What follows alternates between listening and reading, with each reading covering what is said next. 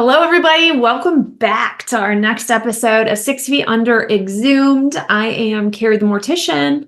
I'm Faith, that mortuary professor. We are on episode 3 of season 2 of 6 Feet Under. It is called The Plan. A plan. Yeah, and we open with a man in the hospital, dying. We find, from cancer with his wife, and his wife is some kind of psychic or intuitive, whatever it is, and she starts seeing all these things as, right before he dies, but he passes away, and it's really kind of uneventful. I mean, it's a Kind of a hospital simple. death. I Yeah. actually thought he was coming, and I made notes. I thought he was coming like out of a coma or out of anesthesia when he like comes to and he's talking to her for a Yeah. sec or whatever. But then she's like, "It's okay, honey. It's okay to let go. It's okay to go. Like it's time." And um, it's sad, and I think it's super relatable to a lot of people who have gone through someone on hospice, someone in the hospital who's in the at that end point, and then that kind of last morphine lulls them to be able to kind of pass. And so that's kind of that whole scene it goes through. So I think it's super relatable to people. So it may kind of trigger a little if you're watching that one, but his name's Michael. And he dies and they go right to the funeral home on this one. Sometimes we go to other storylines and we go right into the arrangement, and they're meeting with both, or she's meeting with both Dave and Nate, which I've never thought of, but I feel like that would be intimidating, like going in and sitting with two funeral directors. Oh, yeah, I've never seen that before, unless it was like a apprentice kind of situation, maybe, Yeah. but I've never seen. No, I've never seen that. Which is You're what right. Nate really is. So I guess That's true. Nate is brand, new, and that makes sense. But no, that's certainly not common, and yeah, it is intimidating. I think that especially if I was there by myself, like she is, Yes. I'm sitting with these two men kind of in their suits and like Yeah. kind of getting edge. I think that would be intimidating. But so she's going through the selection room and they're in the new corner cut selection room, so fancy. And she's like talking, but not to them. And they're kind of like, what is going on? Is this woman cuckoo cuckoo? And she finally says, it's fine. My husband's here. I'm a psychic. No big deal. And they're like, oh my goodness. Yeah. Have you ever had anything like that? I don't know what I would think if that was the case and that happened. Part of me wants to think I would be happy to play along or to be intrigued by it, but then it would depend on my day and it would depend on how I was feeling that day and how cuckoo that person was. If I felt like maybe they were legit or not, I don't know. I had not that, but I had one person, one woman, her son passed away. He was an adult, he was grown, but she insisted that he had to be buried in a solid quartz casket, which does not exist. I feel like that's like Vulcan style or something, like Like, very like extraterrestrially. yeah, like it had to be solid quartz, a certain kind. And just so you know, this isn't real. They don't exist. I mean, I suppose if you have enough money, you can make anything happen, but she didn't. She just thought that, I don't know what she thought, but she was so upset. Like it went like to my manager level upset because he could not be buried in a solid quartz casket. And it was just she was very strange. And just a lot of things were really weird about that arrangement and her. It was a very, very small service, and she was, oh gosh, she was Looney Tunes. But yeah, solid quartz casket because of some kind of need to, what, I don't know. I don't know the answer, but yeah, that's the closest I've ever come, and that was weird. That's interesting. Yeah. You guys what are weird things you guys have heard happen at funerals? Yeah. I'll have to So if share you need a stories. solid quartz casket, they don't exist. You're gonna have to have it made ahead of time, and it's gonna be astoundingly expensive. Like Yeah, beyond. Millions, right? I don't know. I I don't don't know. I don't know what quartz costs. Like, let's I don't know how much does your countertop cost if it's quartz. I guess that's cheaper stupid than amount. marble. Yeah. That's crazy. So, well, she's there and she's like, I'm a psychic. And then she's sharing these things with Nate specifically. And she sees a baby in his future. Well, foreshadow what's going to happen. So there's a baby. And then what I thought was interesting is dad comes around, Nathaniel, but she doesn't see him. Right. She doesn't feel his presence. So that leads me back to believing maybe this really is Nate's his mind conjuring images and things, that it's not really a spirit talking to him or anything. It's just really his hallucinating because of his brain condition. I don't know because David sees him and others still see him. So maybe but the psychic does say, well, there's so many people in this room. I couldn't, pick out one. I don't know. Who knows? But that's what she says. But the dad had appeared to him and said, like, do you think I'm in heaven or hell? Where do you think we go? Kind of thing. Just kind of almost like Testing. not, yeah, not teasing him, but almost kind of poking him because he knows he's thinking about these things. Now, you just went to a psychic when you were in I Salem. did go to a psychic when I was in Salem. Yeah. So how did that go? It was great. I've been to psychics a lot, tarot readers, all those things. It was really good, honestly. I mean, it was really accurate and specific and it was good. So, That's, I mean, I've always wanted to go to a psychic and just be blown away. Like, yeah. wow, and there's a guy named Clayton and we've done actually videos where he's giving me a reading, but there's never anything specific enough it would blow me away. But he did a reading with Josh and I, Mhm. and the things that he said very specifically to Josh about some things that I didn't know Yeah. from far in his past that were so specific. I mean, it was funny because I was sitting next to Josh and he got so hot. I Hmm. was like, what are you doing? And he's like, I don't know. My whole body is just getting so warm right now. And it was really interesting. And then there was a couple things that Clayton said that we both were like, I don't know if that connects to me or you, like, because we were both there. Well, what was weird was he told us this one story, and I'm going to share it just because it still blows my Sure. mind. So the boys had just come back from visiting Josh's grandma down in Georgia. And while we're reading and doing this part of the reading, Josh's son had come out to sit with us because he was interested. He sat next to me off camera. So Clayton didn't know he was there. And he said, I am seeing some earrings, Kari, that are special to you. And I'm like, I'm a like $1 off Sheen kind of earring girl. Like, I don't spend a lot of Yeah. money on really jewelry. And I'm like, he goes, I'm seeing it's from a grandma or something, or grandpa, like grandpa maybe gave to grandma and then they passed to you. And I'm like, no, I have nothing. Like, I have some jewelry, but nothing that means anything exceptionally to me. Like, I'm not feeling it. So that passes. We keep thinking days later, kind of about some of the things that he had said. I'm in the shower, and all of a sudden I said, holy crap. Brayden had been given a pair of earrings that were diamonds that had been grandma's, that grandpa had probably given to her.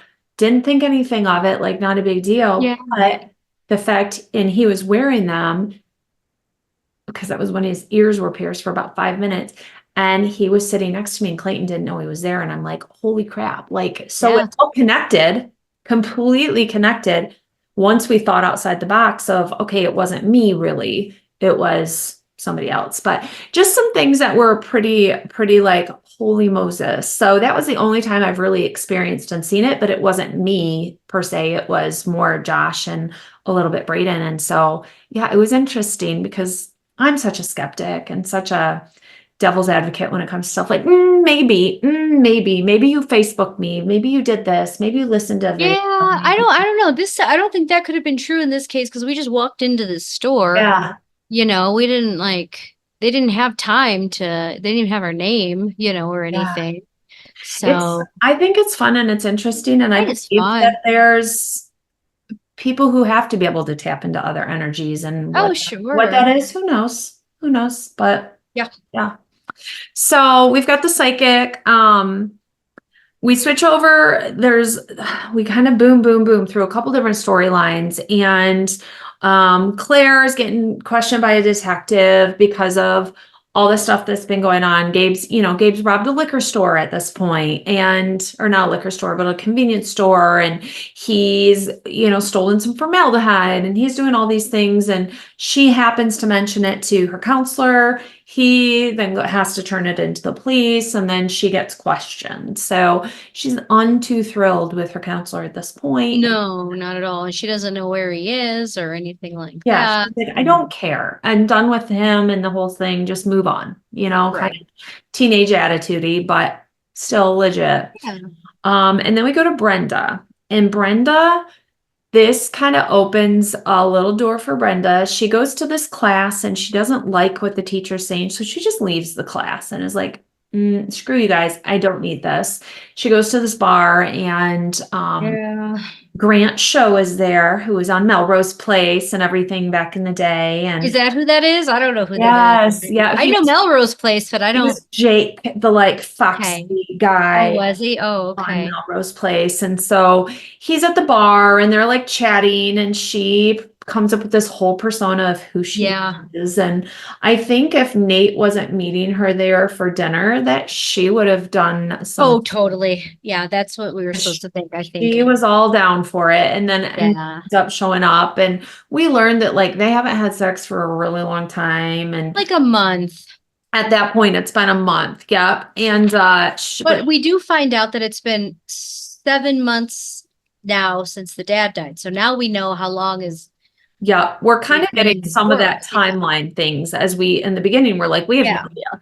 But they Yeah. do give us some little indicators with holidays and with Yeah. some other stuff as it's playing out. So I mean, Brenda and him have not been together that long. Like Like 7 months, should 6 months. still be kind of honeymoony phase. They just have kind of moved in together ish, but Oh, I no, I mean they're old, right? No, they're not old. I'm older than they are, I guess, in the show, but I don't know. I don't feel like I don't know. I guess how everybody's long should different. honeymoon phases last, guys? Tell us. What do you Yeah, how long should that last? Because I think? feel like I guess it depends. If you Yeah. see each other every day and they're basically living together and they've already had all this drama with Billy and all these other things, it's not really a lighthearted, casual relationship. So I feel like you can get past that stage faster, Yeah. maybe than if it were less stuff going on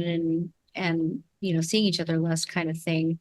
But yeah, they haven't had sex in like a month, and Nate's, perturbed about it. And Brenda's really standoff, just really flippant about it. It is Um, fine. No big deal. No big. yeah. But I think both of them also are not long-term relationship people. And Yeah, so maybe they've never, yeah. for both of them to be where they're at and to be super committed and stuff, I think this is they're having the 7 month itch is what I think she's Yeah. having Really good. where, ooh, we've been together a while. I don't know that this is really our thing, but maybe it is a thing. I don't know. And so I think she likes the excitement of meeting the stranger because that's how her and Nate met. Yep. And so I think she's loving that. But then She's really impulsive, I think. she is. And so I think and she likes control. So I think controlling the sex is big for her. She loves having that like intrigue with somebody at a bar that she doesn't know or on an airplane as her and Nate met and stuff. So I think, yeah, I don't know, where's she gonna go with this? Is she gonna kind of lead astray because she gets the guy's number? And so she has his number. So will she call him? Will she not?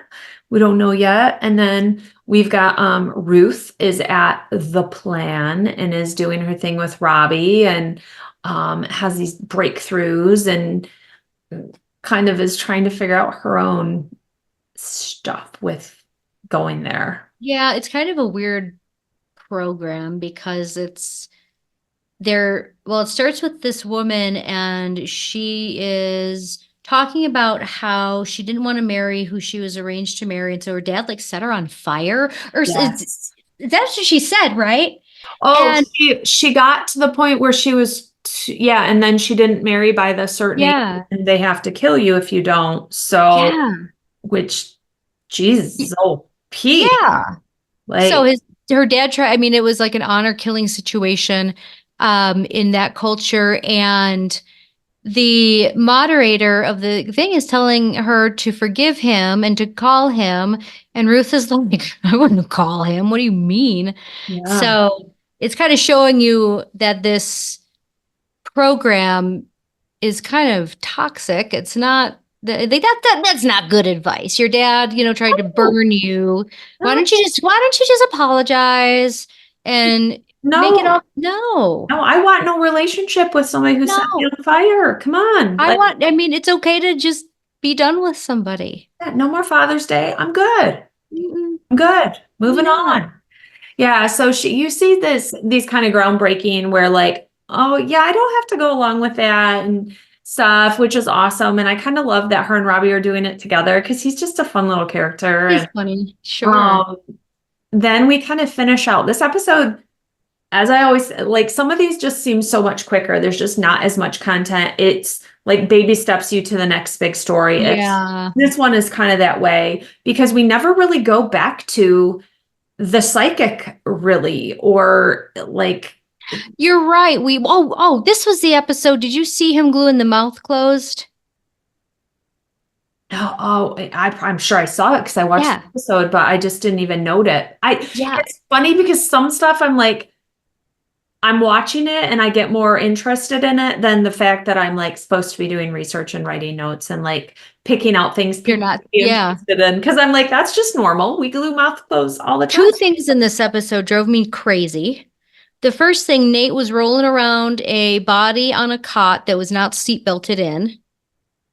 Did you see that? I had to have seen it, but didn't even make notes of it. Yeah, Yes. that's There crazy. was no straps, no seat belts on the person on the cot, and that's a very bad idea. Not good. Don't. One bump and you're gone. One bump and yeah. And then they were casketing the guy that died from cancer, and his mouth popped open, which can happen Yep. for a lot of reasons. There's a lot of reasons that happens. Oftentimes it's when you're in the vehicle and you go over a bump or something, or you are, on a being transported somewhere. And they took glue. They didn't show it very closely, and they just like put it in the lips and just went like this, and the whole like that's not. No, it's gonna fall back open It's because gonna fall back open, and it's gonna rip the skin. your jaw is heavy when it comes to Yeah, gravity and pulling against very delicate lips. So you have to lock yeah. the jaw up by suturing it closed or a needle injector, which Hmm. pulls it closed. Then you make glue. Then you can glue just the lips, but they like glued the mouth so the jaw stayed closed, and I was like, oh, that's. Magical. It's Magical. not. We don't do that. That's not what happens. Your mouth is not glued closed. Your lips, there may be glue put on your lips if there needs to be, but I don't even do that hardly ever. So it's not accurate there, but Um, I didn't like that. So the big end to this is Claire. We kind of come back to Claire and she's with Gabe and trying to like whatever, and they get in the car and they're driving around. He starts like shooting out the window. Like he literally just finally freaking loses it. Well, they're in the car and they pull up to a stop sign and somebody yells something at him or Claire or something. They're just stupid, idiots in the car next door being dumb. And he pulls out a gun and shoots at the guy, and the guy ducks, so we're led to believe he doesn't hit him.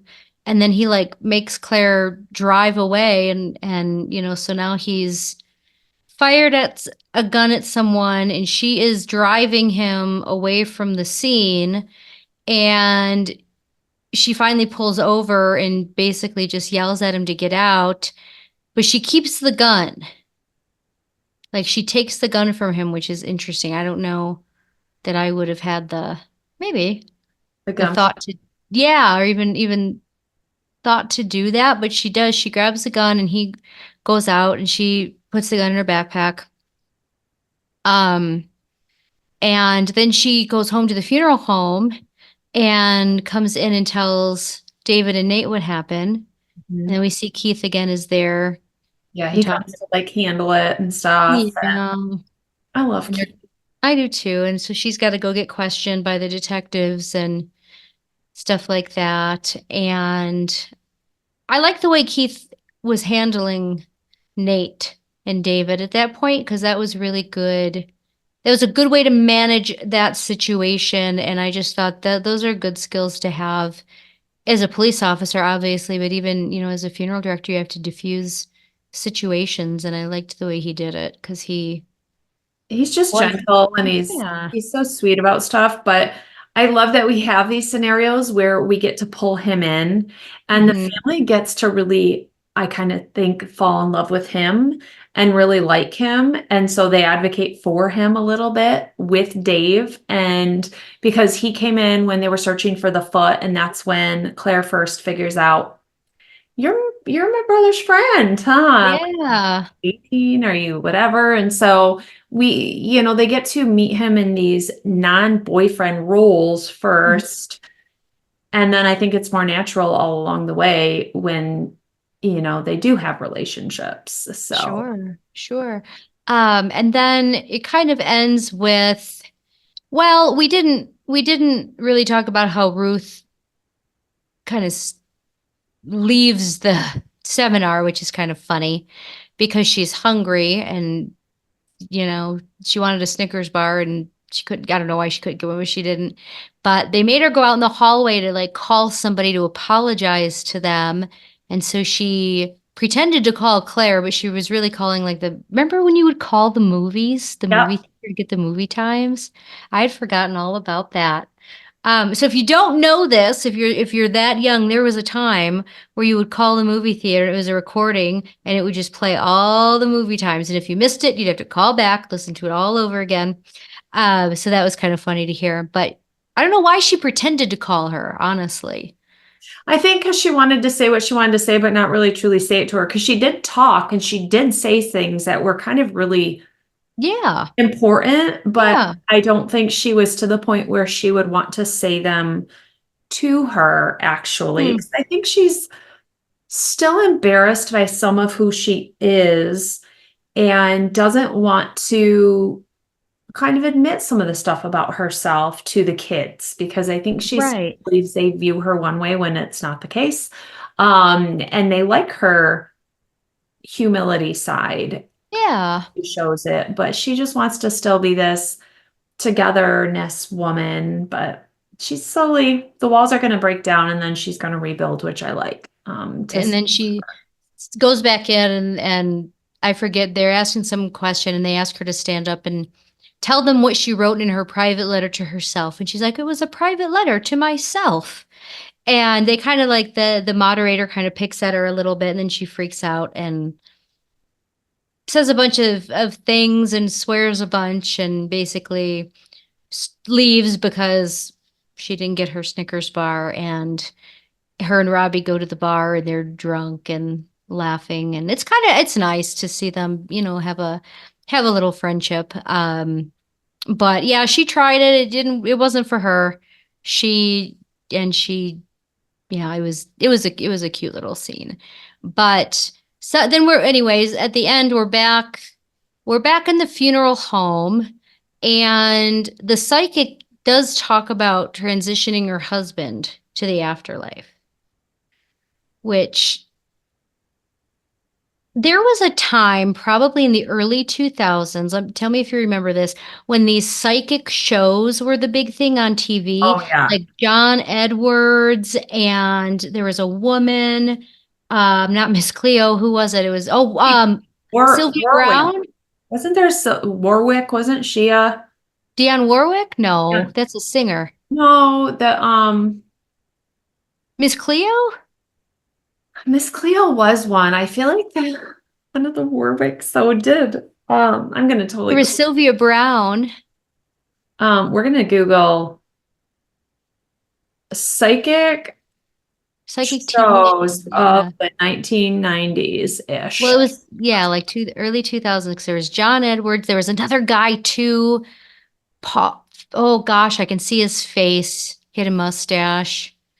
So there was like in the 2000s, there was this time of this kind of thing. Did you Yeah. find who it is?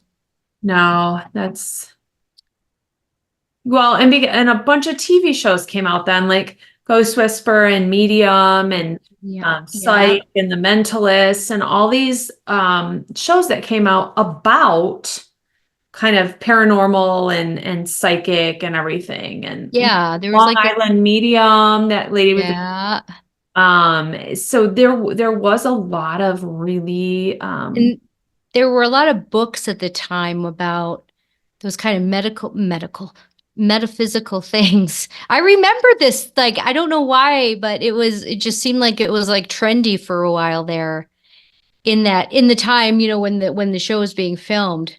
But anyway, she's talking about transitioning her husband to the afterlife, and it just made me think about those shows about how they would be like doing that on TV. And it was just, I don't know. I mean, I watched it, but I don't know. I don't know how you would do that. I never received that training, that but Dion Warwick, 1-900 Psychic. Dionne Warwick? I thought she Mhm. was a Yeah, the singer. Psychic Friends Network. Was she a singer? Hey Siri. She didn't like my voice. Isn't she the one that sang that I thought she was like Whitney Houston's aunt or something. Or she that's CeCe is. She No, is. that's CeCe Winans, isn't it? Dionne Warwick is an American singer and television host. And Oh she yeah, Whitney Houston is her cousin. That's what it is. had the Psychic Network. And she has won 6 Grammy Awards. She sang that song from My Best Friend's Wedding, didn't she? No. Oh, yes. Hold on. I'm gonna find it. We're deep diving here. I can like see the scene where they're singing. That I Say a Little Prayer for You song? Yes. No, Who it sang? wasn't her. I don't know, not her. Was it? Oh, she was arrested for possession of marijuana. If you didn't know that. Delinquent on her taxes. Dionne Warwick sings Say a Little Prayer from Really? 1977. So Dionne Warwick Okay. and all of this was written by Burt Bacharach. I have a Burt Bacharach's LP or vinyl. Oh my gosh, that's so funny. Yeah, I didn't. her. Oh, Yep, she sang that and had the Psychic Network. So good for her, but by God, she dabbled in a lot. good for her. And marijuana and tax evasion. Yeah.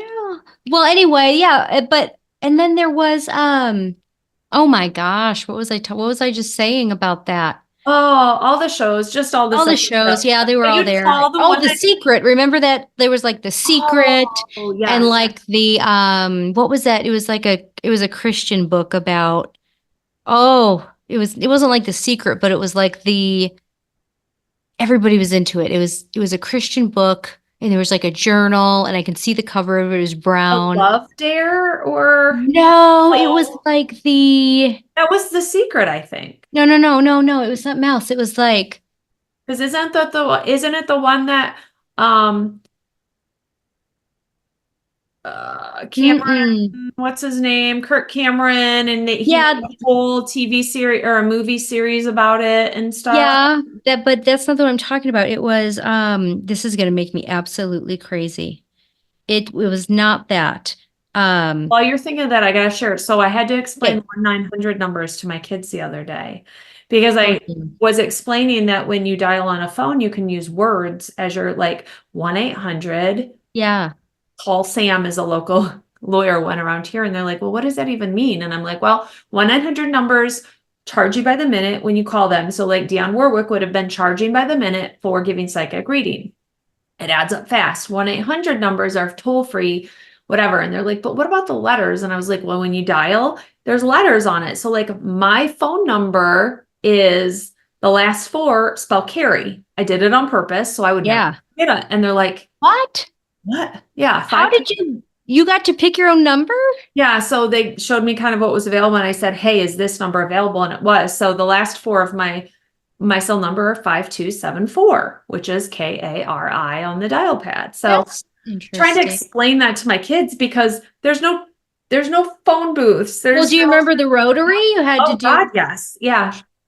And we only had to dial like growing up, like The my last parents, four. the last four. Yeah. Then they had to start adding the prefixes. You had to do It 5. took for flipping ever to dial the damn Oh phone my number. God, And we yeah. had to add three more numbers on it. Oh So, yeah, because then you had and then you prayed there was no nines or eights because they took oh my forever. God. And then you had then when we got cell phones, you had to push it all the different times to Yep. text. To text like Nine.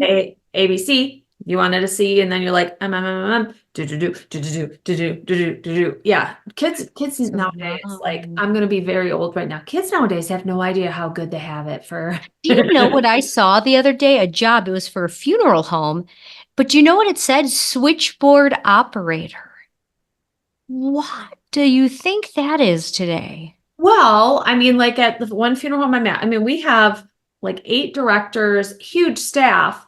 All the phones come for all the locations to one Yeah. location, one person answers, and then they send out the phone call. So I would consider that a switchboard, even though it's not a switchboard, it's just a phone line, but that I would consider that a switchboard operator, like a main receptionist who Yeah. answers the phone. I haven't heard that term in a long time, but there was a time where you could call the operator Yes. and get information. Yep. You dial 0. Yep.